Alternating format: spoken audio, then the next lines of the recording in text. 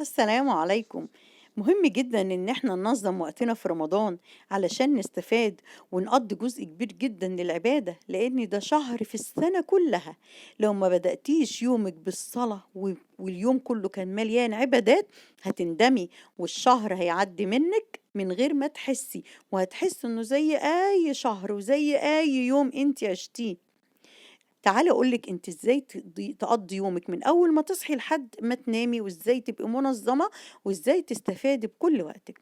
أول حاجة أول ما نصحى على طول لازم نتوضّى ونصلي ركعتين الضحى، وده معناه إن إحنا هنصحى 11، 11:30 أقصى حاجة.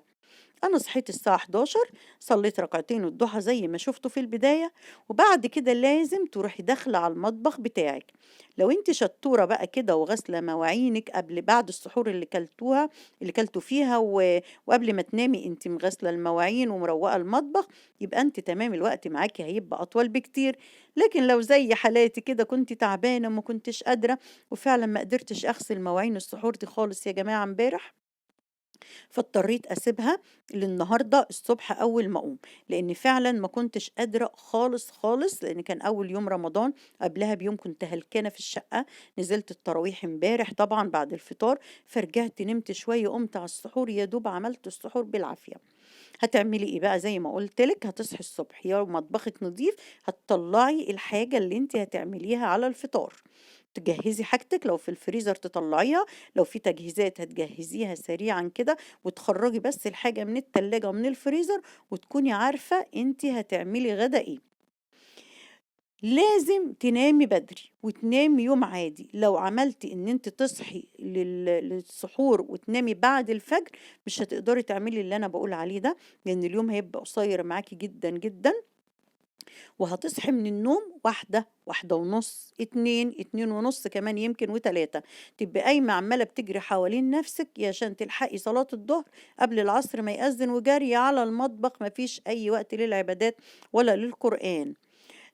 إحنا اتفقنا إن إحنا هنعمل نظام كويس وهنقرأ 3 أجزاء في اليوم علشان تختمي المصحف كل 10 أيام مرّة. هنشطّب المطبخ وهنخرج منه ونطلّع الغدا أو نطلّع حاجات الفطار، وأدينا طالعين على الreception هناخد التلميعة السريعة تمشي بالفوطة بتاعتِك بتاعة التلميع كده على كل الشقة. دي حاجة يومية لازم تعمليها أول ما تصحي من النوم بعد المطبخ على طول، لإن أمّا بتعملي المطبخ بتحسّي إن أنتِ فُقتِ ورُقتِ، يعني فايقة ورايقة وتحسّي الشقة كلّها نضيفة. التلميعة دي هتخلّيكِ إن أنتِ طول الشهر مش محتاجة تقلبي الشقة كلّها وتبذلي فيها مجهود أوي، أوي جامد يعني ولا حاجة. أدينا عملت الجزء بتاع الصالون، وده جزء الliving كده على السريع برضه، تلميعة سريعة بس للحاجات المكشوفة اللي باينة، علشان التراب الخفيف ده، لو سِبتيه يوم و2 هيبقى تراب تقيل وهيحتاج وقت ومجهود منِّك، والشكل كمان مش بيبقى حلو خالص، خالص، خالص لو حد دخل عليكِ فجأة أو حاجة. هنلمّع تلميعة سريعة كده للبيت كُلّه بسرعة، والأوض النوم كمان ما تنسيهاش، تلميعة للتسريحة، للكوميدينو، للحاجات اللي مكشوفة واللي باينة للتراب قدّامِك، ده مهم أوي إنِّك تعمليها. أنا خلّصت الجزء دهوّة خلاص، سريع، سريع كده ورا بعض، هاروح بقى للجزء بتاع السُفرة.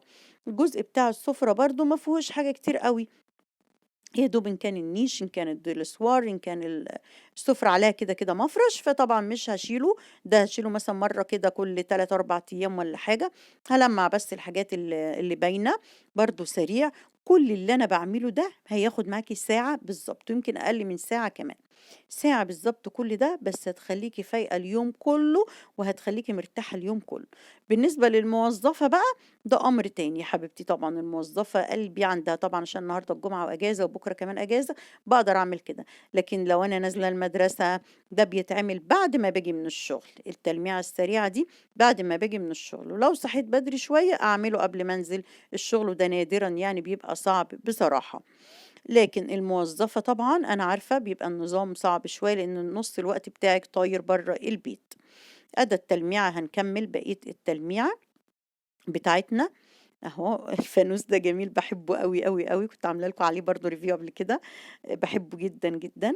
أهو بالفوطة كده سريع، سريع بس كده تحسّي إن بيتِك بيلمع وبيبرق على طول.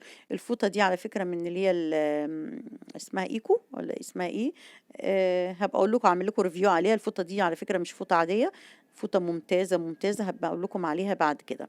طبعًا ما تنسيش بعد التلميع لازم الأرضيات، بسرعة كده بأي حاجة أنتِ اللي بتمسحي بيها الشرشوبة أو حاجة، أنا جايبة دي عشان الباركيه، بتلمّعي بقى بتبليها بس بسيط كده، بتحطي عليها أي حاجة معطرة عندِك، وتمشي بسرعة على الأرضيات.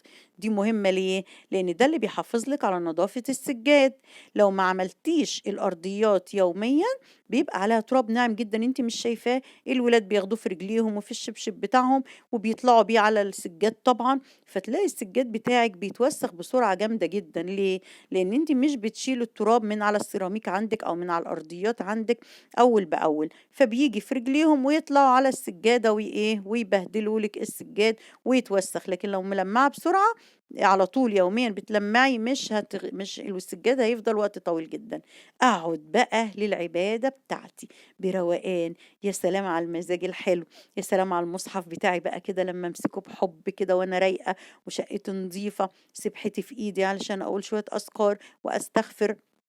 سواء عايزة تحطيه على stand كده حطيه، عايزة تحطيه على رجليكِ وتقرأي حطيه، تقعدي على السرير، تقعدي في الأنتريه، تقعدي في أي مكان، لكن ما تنسيش الورد بتاعِك، إنِّك أنتِ إحنا متفقين يا جماعة إن إحنا إيه، هنكثّف العبادة أوي، أوي. السبحة أهي في إيدي باعلّقها في إيدي كده باحب أعلّقها علشان إيه، ألبسها يعني في إيدي كده علشان تبقى متاحة معايا على طول، وهي تفكّرني إن أنا أذكر ربنا وأستغفر. هابدأ أقرأ بقى جزء كده، كل ده والضهر خدوا بالكم لسه ما أذّنش، إحنا بُصّوا باقول لكم إيه 3 أجزاء، النهارده 6 أجزاء، الرابع أنا أبدأ في الرابع أهو علشان النهارده أقفّل 6 أجزاء قراءة، لإن النهارده تاني يوم طبعًا. عايزة أقول لكم إن كل ده الضهر لسه ما أذّنش أصلًا، وشوفوا عملت كذا حاجة إزاي، علشان صحيت بدري عشان أنا نايمة بدري. بعد كده بعد ما هاخلّص القرآن بتاعي وأقرأ، هاقوم بقى أصلّي الضهر، وبعد الضهر أبدأ بقى أعمل إيه، جزء من الأكل، جزء من الأكل وأسيب الأكل على التسوية، وبعديها أبدأ أقرأ قرآن تاني وأكمّل القرآن تاني لحد العصر ما يأذن، أصلّي العصر وأبدأ